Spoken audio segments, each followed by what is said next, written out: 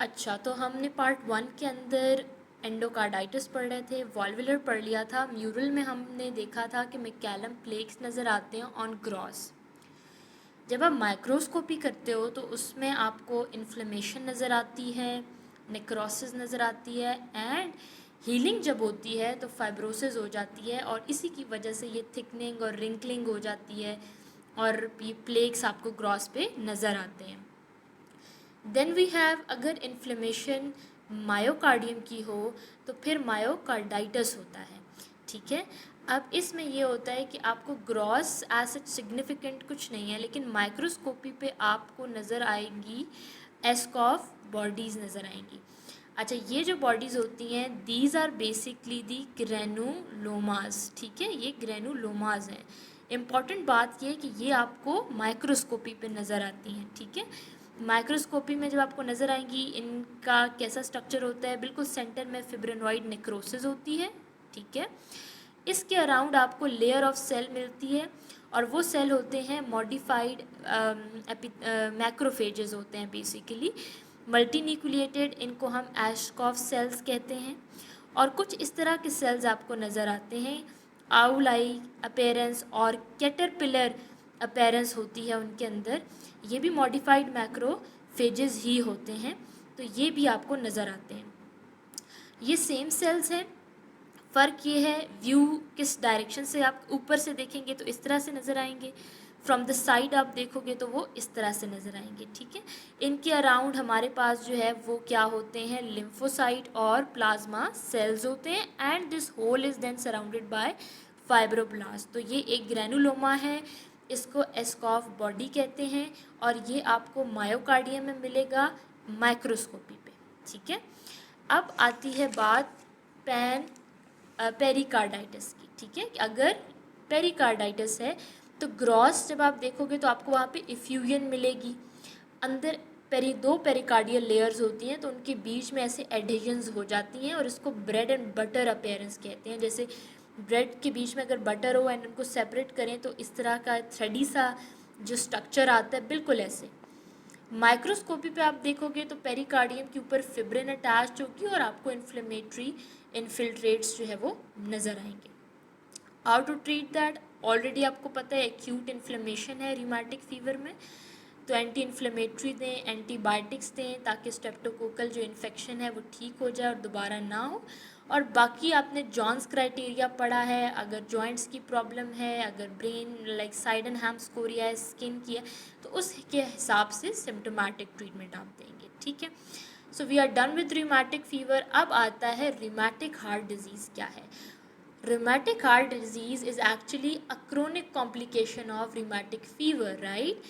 यानी अगर rheumatic fever बार बार हो रहा है तो क्या होगा कि उसकी वजह से rheumatic heart disease हो जाएगी। ये जो डिज़ीज़ होती है ये सिर्फ़ और सिर्फ वॉल्व्स को अफेक्ट करती है, जिसमें वॉल्व्स की फाइब्रोसिस और स्कारिंग हो जाती है, that leads to the valvular deformity, right. ये क्रोनिक कॉम्प्लिकेशन है। ठीक है, सो जो अभी हमने कार्डाइटिस पढ़ा, दिस रिमेटिक कार्डाइटिस, इसमें मायो, एंडो, पेरी और it can be pan carditis, all the 3 layers can be involved. तो वो एक्यूट इफेक्ट होता है जब एक्टिव रिमेटिक फीवर है किसी को, तो उस दौरान ये होता है। बार बार होता रहे, प्रोलॉन्ग रहे, तो उसके बाद ये क्रोनिक कॉम्प्लिकेशन हो जाती है रिमेटिक फीवर की, जिसको रिमेटिक हार्ट डिजीज़ कहते हैं। और इसमें सिर्फ और सिर्फ वॉल्व्स इन्वॉल्व होते हैं। कौन सा valve, mitral valve most commonly, लेकिन बाकी भी इन्वॉल्व हो सकते हैं। वॉल्व जब इन्वॉल्व होंगे तो क्या होगा, उसके साथ यहाँ पे स्टेनोसिस होगी। ठीक है, अब मॉर्फोलॉजी करोगे, ग्रॉस में देखोगे तो आपको फिश माउथ या बटन होल जैसी डिफॉर्मिटी, लाइक इस तरह की आपको जो है ना ऐसे करके डिफॉर्मिटी वॉल्व की नज़र आएगी। ये लीफलेट्स हैं उसके, और ये इस तरह से हो जाएगा। माइक्रोस्कोपी पे आप देखोगे तो वॉल्व्स जो हैं वो देखें, जब बार बार उनकी वेजिटेशन और थिकनिंग हो रही है, ठीक है, उनकी कमिश्चर फ्यूज़ कर जाएंगे, कॉर्डा टेंडनाई भी थिक, शॉर्ट एंड फ्यूज़ हो जाएंगे, तो स्टेनोज्ड हो जाएंगे। तो इसीलिए ग्रॉस पे आपको ये वाली अपीयरेंस जो है वो नज़र आएंगी। अच्छा, अब इम्पॉर्टेंट बात यह है कि रिमेटिक हार्ट डिजीज़ में जब पेशेंट आएगा हमारे पास तो उसको क्या साइंस होंगे, क्या सिम्टम्स होंगे। जैसे रिमेटिक फ़ीवर में तो जॉन्स क्राइटेरिया था, माइनर मैनिफेस्टेशंस थी, ठीक है, कुछ लैब्स हमने कराई थी तो उसमें कुछ एंटीबॉडीज़ रेज थी। तो अब आपने देखा है कि इसमें एक ही चीज़ हो रही है, स्टेनोसिस हो रही है, ठीक है। सो माइट्रल वॉल्व अगर स्टेनोस्ड है तो सबसे पहले तो आपको मरमर सुनाई देंगे ऑन फिजिकल एग्जामिनेशन। अब आपको पता है माइट्रल वॉल्व जो है वो हमारे पास होता है लेफ़्ट एट्रियम और लेफ़्ट वेंट्रिकल के बीच में। अगर वो स्टेनोस जब बंद हो गया है तो सारा का सारा ब्लड लेफ़्ट एट्रियम के अंदर एक्यूमुलेट करेगा और वो डायलेट कर जाएगा।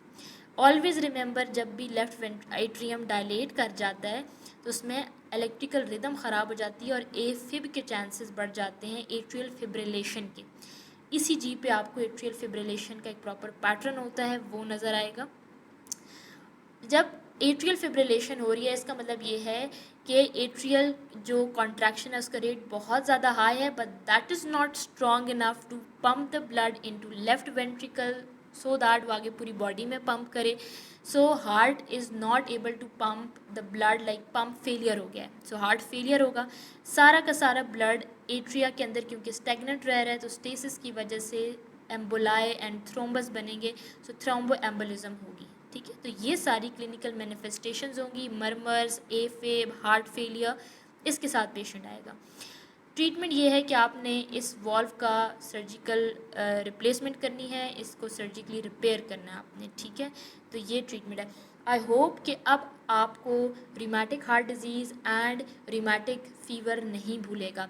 आप सिंपली क्वेश्चंस को आंसर करते जाएं, which is acute and which is chronic. rheumatic fever is acute and rheumatic heart disease is chronic, right? Then इसके अलावा ये है कि कौन कौन से ऑर्गन्स इन्वॉल्व हैं rheumatic फीवर में, जिसमें हमारे पास जॉन्स क्राइटेरिया मल्टी सिस्टम है, ठीक है। तो मल्टीपल ऑर्गन्स इन्वॉल्व हैं, जबकि rheumatic हार्ट डिजीज़ में सिर्फ वॉल्व्स इन्वॉल्व हैं, ठीक है।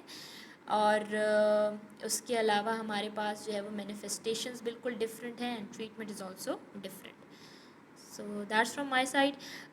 Like, share and subscribe because I know कि आप दोबारा इस चैनल पे ज़रूर आएंगे to find amazing videos related to special pathology. Thank you.